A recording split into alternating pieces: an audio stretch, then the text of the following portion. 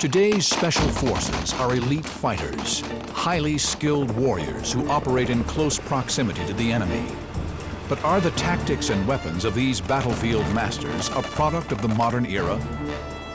Or did they form in the ancient world? Were ancient special forces far more advanced than we ever dreamed? The ancient Navy SEALs with a mission to save a metropolis. The jungle weapon that turned the tide of war. The canine shock force of the Roman army. The sharpest sword ever forged. And body armor, astoundingly made of silk, protected the greatest leaders of the ancient battlefield. Revealing the mysteries behind the first elite forces is our ancient discovery.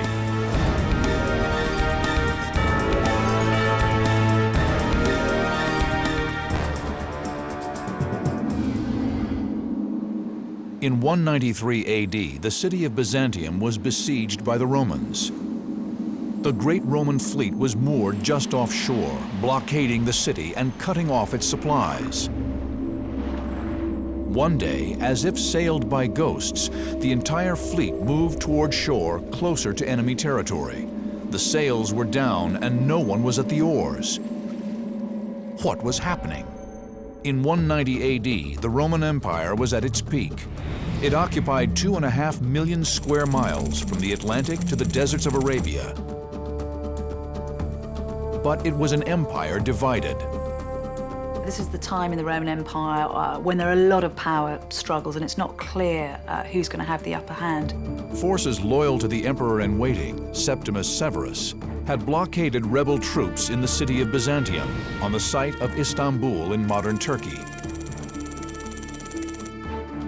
The Byzantines hold out. They hold out for nearly 3 years.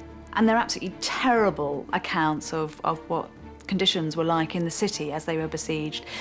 They talk about them wetting leather bags and chewing on them to try to stay alive, of using women's hair to weave, to make new clothes, to make ropes, drinking the most rank and foul water. Inside the walls of Byzantium, 30,000 people faced starvation and death. They sought to break the blockade with an attack that would take the Romans completely by surprise. They would steal the ships that were holding them hostage. History's source documents describe the bold plan.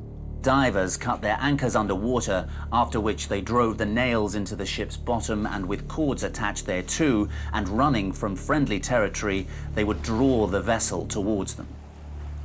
Hence, one might see the ships approaching shore by themselves, with no oarsmen nor wind to urge them forward. The secret? The ships were stolen by underwater commandos, the ancient equivalent of today's Navy SEALs. The mission was highly dangerous. The warship was the most expensive and technologically advanced weapons system in the entire ancient world. The ships would have had sophisticated security comprised of vigilant lookouts, the ancient equivalents of the security surrounding the top-secret warships of the 21st century. The task of stealing the ships without being seen would involve the ancient commandos remaining undetected for the whole time. One glimpse, and not only was the mission doomed, but their entire city would be conquered. But how were the ancient divers to remain undetected beneath the waves hundreds of years before the invention of underwater breathing technology? The Byzantine divers must have accomplished the feat on a single breath of air. How did they do it?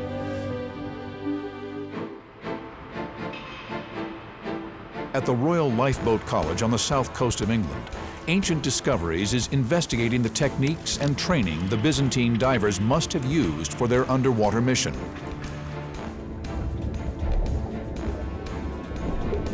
Mark Harris is a British champion in a discipline known as free diving. Freedivers are like the underwater special forces of the ancient world. Today we've got things like frogmen who use rebreathers, but in those days, of course, they didn't have that equipment. They just had the ability to hold their breath. The advantage of having a freediver unit within a navy would really be the invisibility factor of being able to swim distances underwater and not be seen from the surface. A 6-foot section of a replica Roman hull has been rigged to a scaffold and lowered into a tank. Mark will test how long he can remain underwater on a single lungful of air and how much effective work he can get done only using replica Byzantine underwater tools and a weight. This device is called a Scandulopetra and was used by the ancient freedivers to descend and provided them with the negative buoyancy that they needed to get there. Mark will have to combine his free diving skills with those of a military frogman. He must cut loose the ship's anchor and attach a rope to the Roman hull. I think my most challenging task actually is going to be trying to attach this plate onto the side of the hull. The hulls of ships are built as smooth as possible to allow them to glide drag-free through the ocean. The ancient commandos would have to attach a plate to the hull before even attempting to attach the ropes. I've got 4 nails to drive in, and I think that's going to be quite a tricky job to do. I think with the frogmen, the chances are that they knew that they were putting themselves in a very dangerous situation, and I think there would have been a very high mortality rate. In doing their tasks, they would certainly have been expending a lot of oxygen and had a very high chance of not making it back to the surface. The test is a first. Mark briefs his safety and rescue team. Can I have everyone's attention, please? There is a risk of me having a hypoxic blackout. Now, if that happens, what I need you to do is to get me to the surface as quickly as possible. Grab me from underneath like so, and then secure my chin and hold the back of my neck, and then just bring me right up to the surface. If I'm not conscious within 30 seconds, then we'll ask this Dave here to get involved, and he'll know what to do at that stage. Mark must first prepare his body for the dive with breathing exercises. Really, when I'm breathing up, the main thing is that I'm just oxygenating my blood cells, I'm lowering my heart rate, and I'm getting something else called the mammalian dive reflex. Mark is optimizing the amount of oxygenated red blood cells in his body. And it is likely that the ancient divers of Byzantium may have conditioned their bodies in exactly the same way. Blood that's in your arms and legs gets channeled into the core of your body, and also my spleen will start to release more blood cells as well, so I get a good circulation of blood going between my lungs, heart and brain, which is where it's all needed.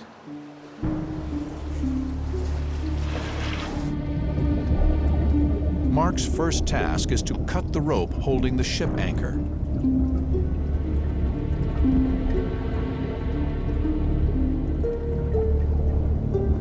After 30 seconds below, he is ready for his main challenge, attaching the plate that will hold the rope. To replicate the ancient diver's experience, Mark must continue on to the next stage on the same breath.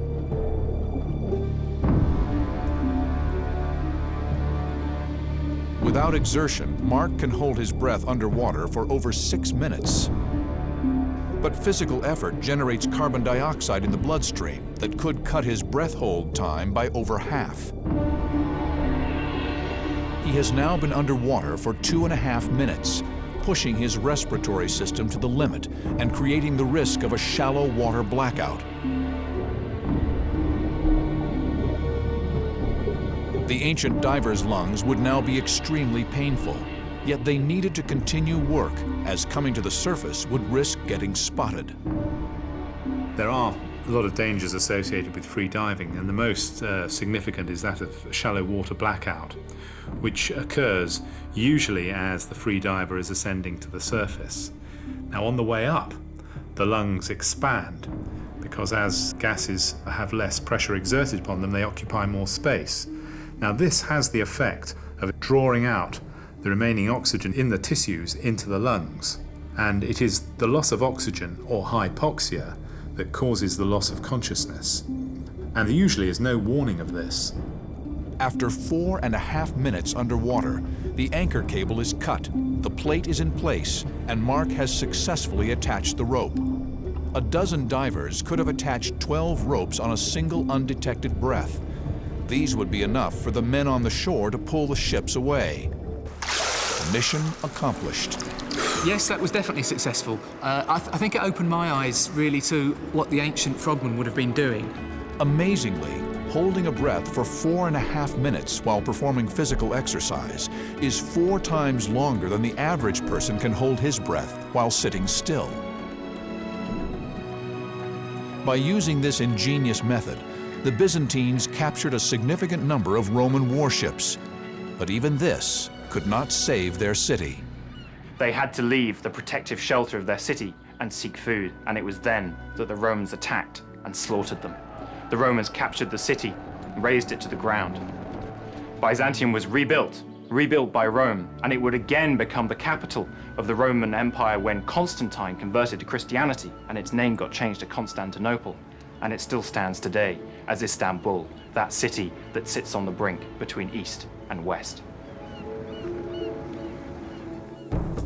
In every era, special forces are called upon to fight in extremes. Andrew Lambert and Richard Windley are investigating a device made for another extreme terrain: the jungles of Southeast Asia, a specialist weapon that saved an entire empire from total destruction. The jungle can be cramped and claustrophobic. There is no room to maneuver heavy infantry or large assault weapons through dense undergrowth and around massive tree trunks. Jungle warfare calls for stealth, silence, and special weapons and forces. You need special training, you need special equipment, you need special experience to fight effectively in the jungle. There is fleeting evidence from ancient Asia of a mysterious elite jungle superweapon, one that would allow special forces to operate in silence in the dense tropical undergrowth. Between the 9th and 15th centuries, the Khmer Empire ruled over Southeast Asia. Its domination lasted longer than the entire history of the United States. And its capital, Angkor, the largest city of the ancient world, covered 1,150 square miles, roughly the size of present-day Los Angeles. It was an ancient superpower. But in the 12th century, the Khmer Empire was nearly destroyed. A small rival kingdom, the Champa from present-day Vietnam, was growing in strength. Armed by the technologically advanced Chinese to the north, they marched into Khmer territory. A simple bow, as used on the back of their attack elephants, only had an effective range of 50 feet. This is perfect when fired from a 15-foot height advantage of a fast-moving attack elephant. But ancient elite and covert jungle forces need a weapon that can be carried and deployed in thick jungle undergrowth, brought up silently to a firing position, and fired at a much greater range and with much more power than the simple bow. The ancient jungle elite force's sniper rifle was the double crossbow. Ancient Discoveries is investigating how this weapon became the key to how two superpowers fought to dominate a 500-year-old world order. Leading model maker Richard Windley has reconstructed this ancient elite jungle force's weapon. So Richard, what we got here, it looks like 2 bows back to front. The idea is we can get a much longer draw with shorter bows so that these things would be useful in confined spaces in jungle warfare. On covert missions, the elite forces needed range to shoot the enemy from distance. To get range, they needed a more powerful bow. The way to make a bow more powerful is to make it bigger. But a bigger bow is too large and clumsy to deploy in dense jungle. The answer was to double the power of the bow not by doubling its length, but by its number, the double bow. That's the one thing that seems to make sense with this. Even if you don't get any more power than with a longer, simpler bow, the sheer fact that you can maneuver it through the jungle is going to give you that critical advantage. Well, that's right, and I think a sensible test would be to test one of the bows on its own, strung as a normal bow, and then set it up with a complete string in the double bow configuration, and then try it again and just compare ranges. If the ancient design is sound, the range of the double bow should be greater than that of a single bow. The answer is not as obvious as it sounds. The way the bowstring is wrapped around both bows produces a lot of friction that might lessen the power of the double bow. In a normal bow, the arm simply pulls back the string. But in a double bow, the string must slide over the first bow to pull that back. The friction at this joint could easily make the expensive addition of a second bow not worth the effort. As the string slides over the arm of the second bow, it rubs against the wood. This uses up valuable power that would be wasted and not used to project the arrow to its target.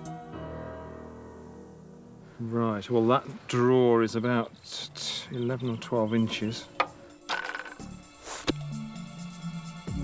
The single bow shot goes 40 feet. Okay, that's the first one, so. Right. What we've got here is two bows, and they're bending in opposite directions to give us a double effect.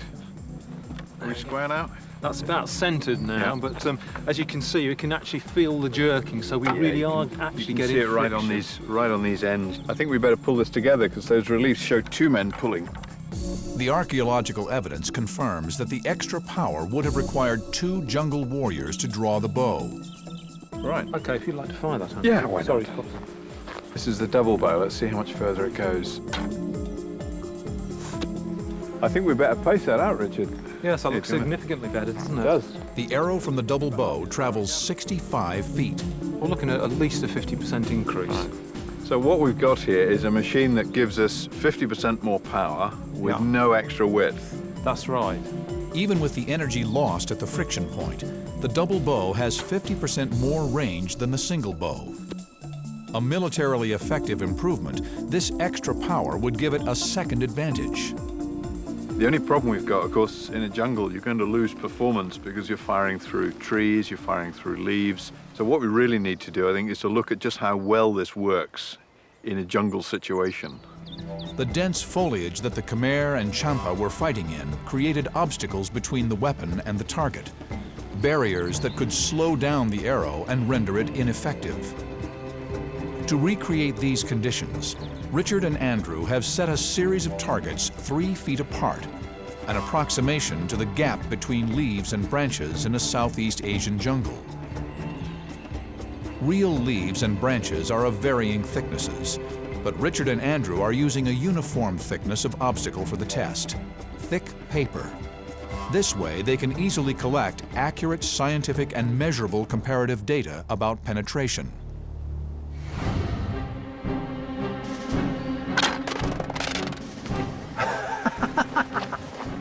That was fantastic. The ripples we went through. That was brilliant. We've just gone through all 7 of them, straight through and out the other side with almost no loss of power.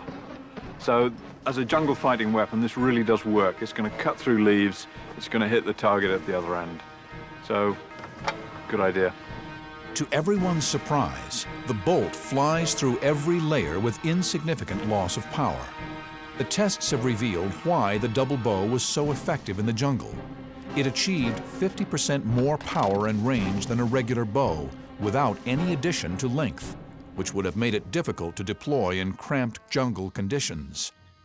It was silent, could punch through leaves and send its deadly arrow right into a distant enemy target, exactly the way modern elite snipers do in jungle warfare today. With the new Chinese technology, the Chams gained a tactical advantage. They fought all the way into the Khmer capital and killed their king. But the mystery deepens. In spite of this elite weapon, we know the Khmer Empire defeated the Champa uprisings and thrived for another 200 years. Did the double bow have a beatable weakness, a mechanical flaw? The Khmer are one of the more intangible, tantalizing mysteries of history. This is a people who haven't left us any great written record. They've left us visuals, they've left us some enormous temple buildings with elaborate carved images on. These ancient temple reliefs at Angkor Thom, depicting the Khmer and Cham forces going into battle, hold the secret. And on those temple stelae, we see some very interesting things. They changed their weapons technology during the building of the temples, during the war. And one of the things they introduce is a double bow. This suggests the bow did allow the Khmer to beat the Champa with their own weapon. What we know is that the Chinese sent this technology to the Champa, but Champa deserters carried it to the Khmer.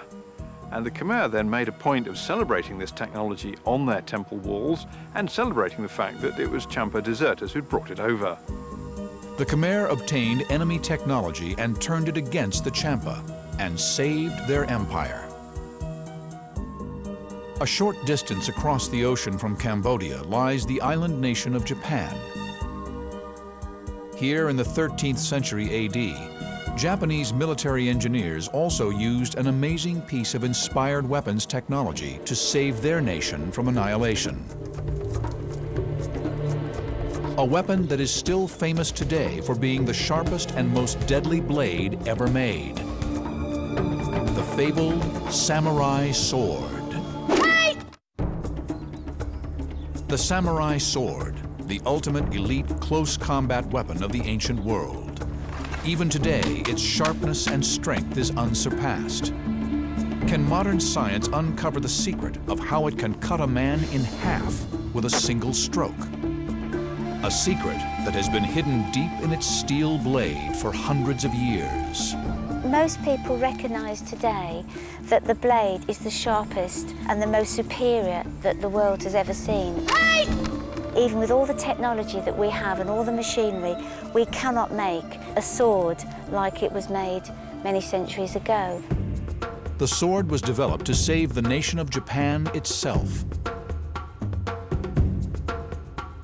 In 1281, the great Mongol leader Kublai Khan sent a force from China of 4,000 ships and 200,000 men to invade Japan.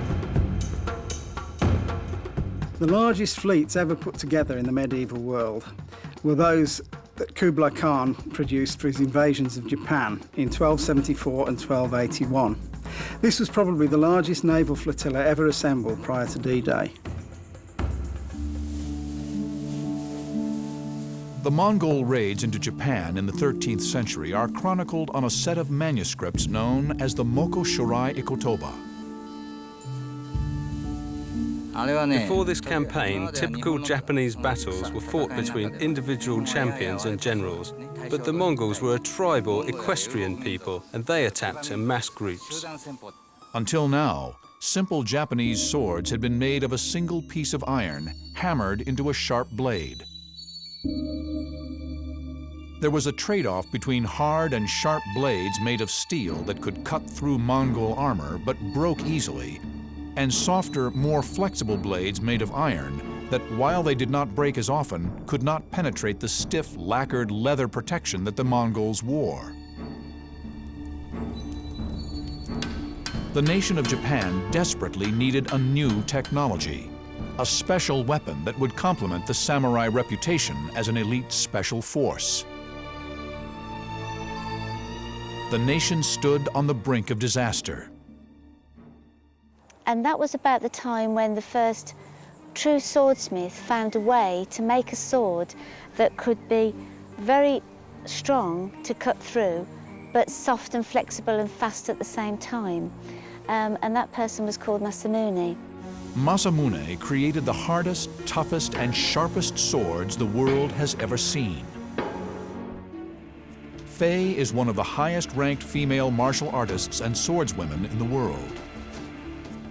She is an advanced practitioner of Aido, the art of drawing the sword, and Tameshigiri, the art of cutting with it.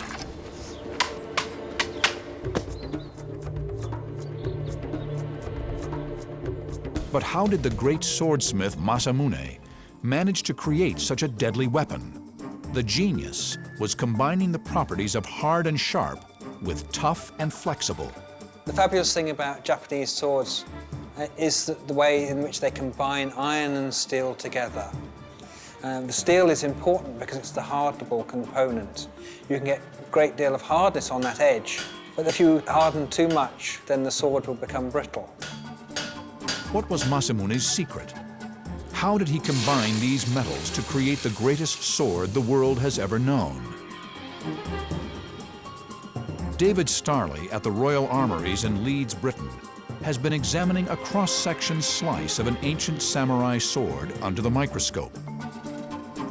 The cross-sections we've looked at, we've seen a piece of steel that's been wrapped around the outside and just hardened purely on the cutting edge.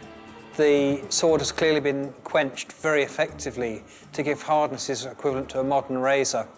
The iron is impossible to over-harden, therefore the blade remains tough, as well as having the hard cutting edge. The secret was in the tempering, heating a metal and cooling it. Tempering defines whether ferrous metal becomes iron or steel. Blades were covered with a secret lost formula of clays and charcoals of differing thicknesses, thinner at the sharp end and thicker at the spine. The clay coating acted as an insulator, so that the heating and cooling rate changed along the blade. By doing this and hammering out any air bubbles that could weaken the metal, swordsmiths could actually create the two different metals with their different properties in the same blade. It was this stroke of genius that created the incredible samurai sword, the elite special weapon that allowed the samurai to repel the Mongol invaders. The sword would go on to define their elite force status for the next 300 years and become the most legendary and deadly sword in the history of warfare. But the secrets of some ancient elite weapons can remain a deep mystery even today. In ancient Rome, there is evidence that the army used dogs in war. But what was their training, and how were they deployed? Ancient Discoveries is investigating the unknown secrets of how Roman elite units might have unleashed their dogs of war. From the war elephant tanks of Southeast Asia to the heavily armored shock troops charging on horseback across the medieval battlefield, all armies across history have employed animals in war. But a mystery endures about ancient wartime use of the most popular domestic animal in the world, the dog.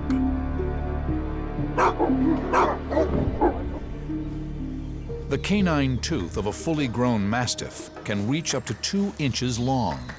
It's one of the oldest breeds of dog in the world, weighing up to 60 pounds. This makes the dog an ideal special forces weapon. In 1513, Henry VIII of England made a presentation of 400 mastiffs to Philip, the King of Spain. And we know that Philip, the King of Spain, used those mastiffs en masse. Can you imagine a pack of 400 snarling mastiffs going at the enemy? He used them at the Battle of Valencia, and they drove the French mastiffs from the field. So we've got 2 armies using mastiffs. Extraordinary. But what about the Roman dog units?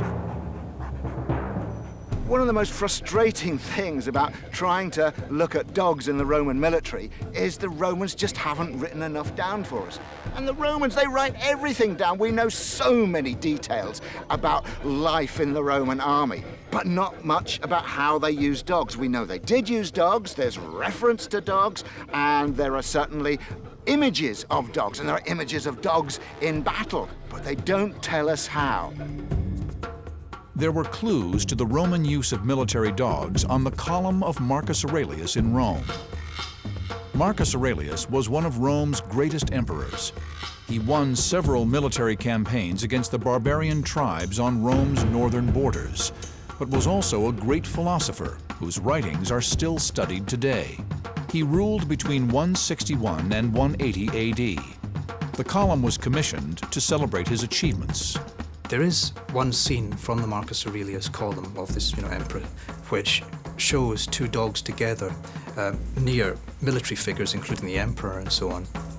According to 17th century accounts describing the column, it illustrated an extraordinary tactic used in battle by Roman dog units. The dogs would be unleashed, and just as they arrived at the front rank of the enemy, the Roman archers would let fly their arrows. It's a controversial theory. So that as the enemy lifted their shields to defend themselves against the arrow storm, then the dogs would come in and seize their legs. I don't think I've ever heard such implausible, ridiculous nonsense in my life. It just doesn't begin to be a possibility. The risk of your own dog being hit by the arrow storm if it was just a few feet short, it doesn't begin to make sense. So that doesn't help us. Unfortunately, in the course of preservation and restoration of the columns since the 17th century, these scenes have been erased, so ancient discoveries cannot verify this evidence. Since we don't know the answers, we need to go to Italy ourselves. Mike Loades has traveled to Rome to investigate the last remaining breeds of an ancient dog. Dogs that could have been bred by Roman military dog handlers. These are Mastiffs. They're sniffing me. I hope they're not checking out their next meal. They're not pet dogs. These are our guard dogs. They're big, ferocious, brave, fierce dogs.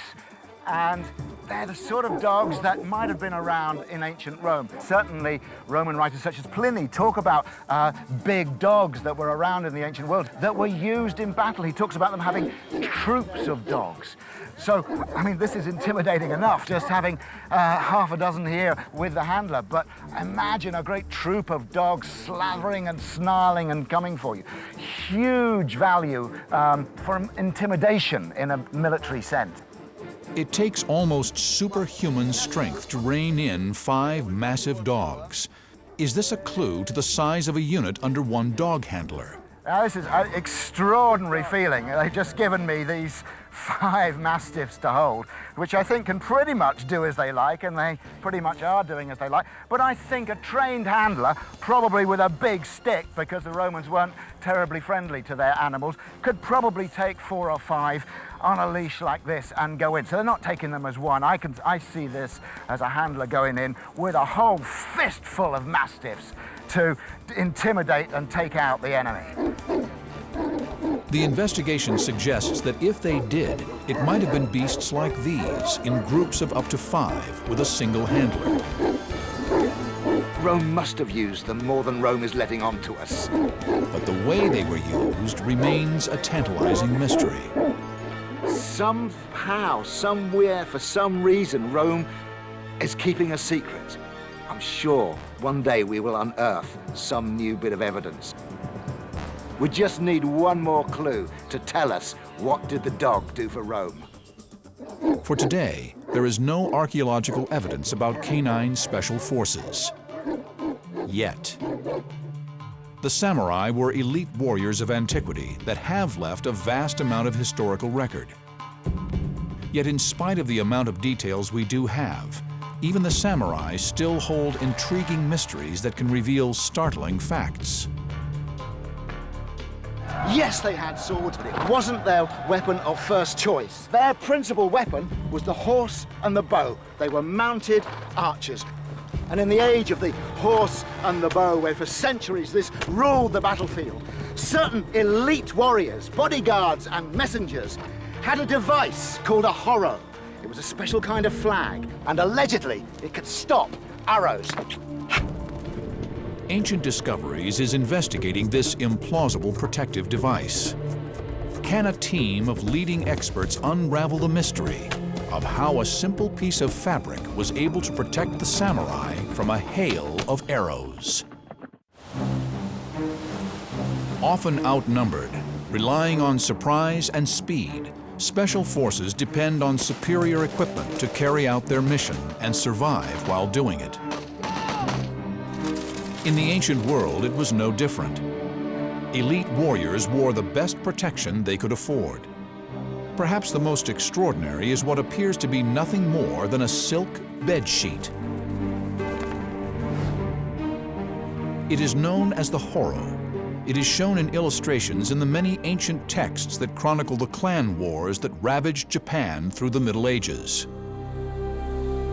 At the beginning of the 12th century, the Minamoto and Taira families struggled to dominate Japan. Over 5 years, they clashed in a series of battles known as the Genpei Wars. A screen depicting the Battle of Ichinotani shows some Minamoto samurai wearing the horo.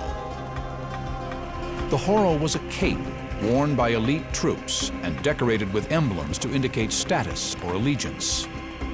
But a mysterious secondary use is indicated by its translation, its English name, arrow catcher or arrow entangler. In its time, the arrow was the deadliest distance weapon on the battlefield. The elaborate dress of commanders and elite troops made them distinctive targets. In terms of sort of application, arrows and bullets fill the same niche in warfare, but in terms of the sort of materials that you might use to stop them, they're slightly different. Armor to protect against arrows was generally made of hard, impenetrable material like metal or lacquered leather. So how could a piece of silk tied on with string give anywhere near the same level of protection? 3D analyst James Dean is investigating the physics of how a simple piece of cloth might stop a deadly arrow moving at over 80 miles per hour. And as the samurai is riding along, this layer of silk is billowing out behind him. And if we look at the fine structure of the silk, we can see that it's very fine weave, which has two advantages. One, it's a very soft material, which means that the material will envelop the arrow. And secondly, it means that it's the type weave prevents air getting through it. So it means that when we try and move it, it's creating a lot of drag and it's trying to resist that movement. And if we go back to the wider view, we can see what happens when we release an arrow into the structure. And if it goes in there, then as soon as we make contact here, we can see that the fabric is deforming and it's completely enveloped the arrow. And instead of just the tip of the arrow creating a very sharp contact point, here we can see that there's lots of points of contact. The material is completely wrapped around the head of the arrow, and the shaft and flights are also causing drag. And this means that the arrow and all of its kinetic energy are now trying to drag the material along with it. And by the time we get close to the rider, we can see that the kinetic energy is completely dissipated, and the arrow falls to the ground before it's made contact. But did the masters of the battlefield trust their lives to this theory? So, Richard, let's see what you've done with this. Aha! That looks like a Horo to me, but I don't think that would work. This is like a lampshade. That material is so taut. Yeah, well, we think this is the last version of it in its sort of ceremonial form. So that's imitating the billow Yeah. when you're standing in a parade static. And this one's cotton? This one's cotton. And of course we can see here the Japanese heraldry here. So I mean that's the other function of this. Yes. I mean it is an identifier. So if we've got to simulate that on the back, that's a heck of a lot of material to billow, isn't it? It is quite a lot of material. I mean, I can just feel the weight of this. We're going to need a bit of a supercharged horse to get that to billow out. But there are translations that I've read that say cotton, but others that say silk. The silk one's a very different beast altogether. Much, much lighter. Oh, God, I can feel this is that. more akin to sort of modern or You got 20th that century end. parachute silk. It needs very, very little air movement for that. Oh, look at that. There we go. There. Samurai airbags. That's what we need. That's fantastic. I can see it functioning. What I can't really see is I can't see it stopping an arrow. What do you think? Well, one wouldn't think that that would have any resistance to an arrow. It doesn't seem very likely, does it? It doesn't. Well, I think the first thing to do is to test it, and I think not on me. So, wind machines, what's occurring to me. Mike has brought his samurai bow to the Ancient Discoveries testing ground. It might be that the Horo doesn't stop an arrow, but it slows it down enough that it will no longer penetrate the armor. So we're going to test it against this ballistic jelly, which is supposed to simulate the density and resistance of human flesh.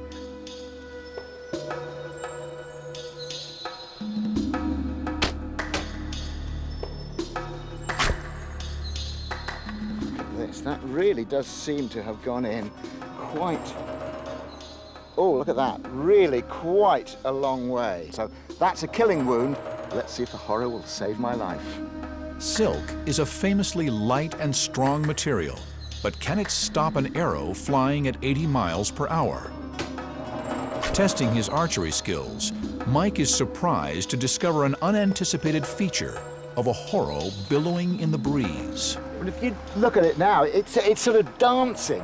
And especially with the mon, that's the heraldry on the back, is dancing about. So what would be a good aiming point for an archer is now confusing him considerably. That's actually very difficult to aim at.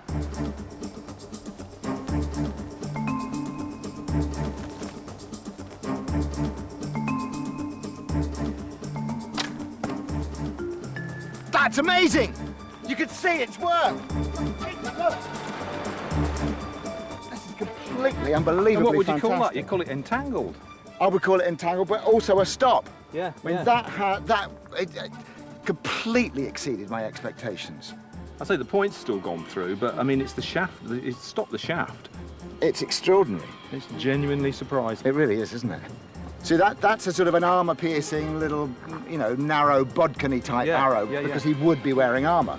The next test is to try a big broadhead, a cutting head. Maybe the broadhead will cut the silk. Pretty good, I think. Look at that. It's done what I predicted. It has cut through the silk. But then once it was in the silk, the weight of the shaft just dropped that silk down. Yes, that's right. So it came through, it used all its energy by then, and then it just dropped down. And these guys are going to be partially armoured anyway, aren't they? Exactly. We just want to resist the fatal penetration of armour. An ancient warrior fleeing for his life would have been lucky to have had only one arrow to contend with. Mike and Richard are building up a picture of how the Horo would have protected a rider from a number of arrows fired from various angles and ranges. It's been both fascinating and frustrating at the same time. It was slowing them down. I mean, sometimes it was even just punching them out, like as if it was a trampoline. And yet there were others that did get through, and they went right through, completely defeated it, and hit this with a great smack. The Horo in Mike and Richard's test successfully deflected 70% of the arrows fired at it. Mike feels this is an acceptable success rate for such a light and mobile protection, and good enough for him to test it in person. He will replicate the experience of a samurai warrior 700 years ago on horseback being chased by a cavalry archer. It's going to be interesting. I've never heard of anyone ever trying this experiment before. It may work, it may not. It's a piece of material. It should, to me, the arrow should defeat it. But the Japanese had it for a long time. That gives an idea it has an effect. To ensure the safety of the horse, the arrows have been blunted.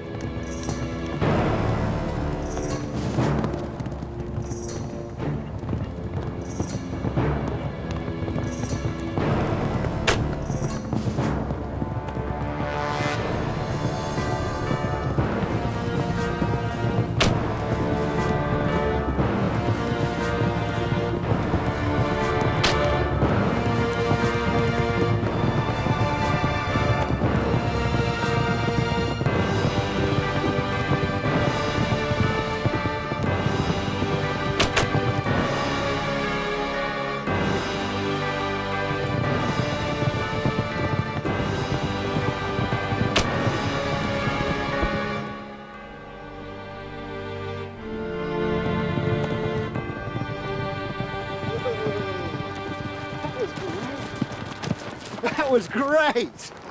Good shot, good shooting. So we've established the principle works. We've tested it on the wind machine. We can see that unless it's at extreme close range, it works. And now we've tested it on horseback, and I could feel it. I could hear it pop. I could sense it was saving me. I could feel it working. So I would feel quite secure with that, although, as you say, it's a big target, which is slightly counterintuitive for something that's to protect you. It's actually announcing this great target, but that's so much in Japanese culture. But I mean, they would wear banners and standards on their backs, so they were really big into announcing who they were, and this does that. Yeah. But the important thing is, we've found a principle that works. The samurai were equipped with superlative weapons and ingenious protection. They were trained in mind and body. They were daring and courageous. They were the special forces of their day.